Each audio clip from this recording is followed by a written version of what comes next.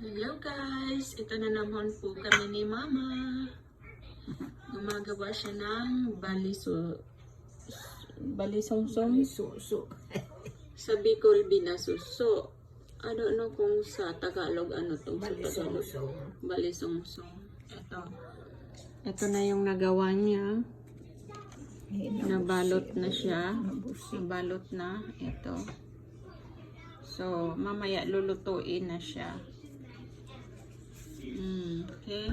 And ito yung ano, arena. Bakit naging brown, Mama?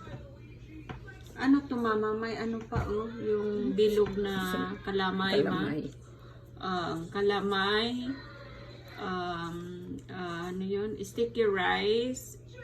And linagyan niya ng ano, ng coconut.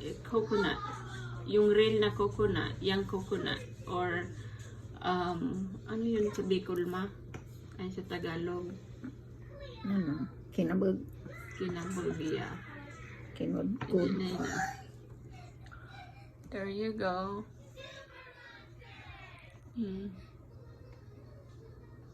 Ang gawain namin dito. So, hindi namin namimiss yung mga nandun. I mean, namimiss din. Pero nagagawa din dito sa Amerika. Meron din kasi ditong ingredients. So, you just need to look for it. Si Mama, ano yan, talagang ginagawa niya yan sa Pilipinas noon. Tapos ako din nagtitinda. Pinawa siyang, ang ganda, oh. Mamaya ang sarap niyan.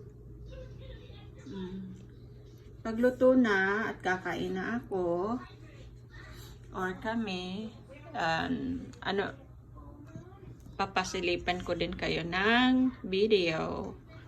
Thank you guys for watching. Love you guys.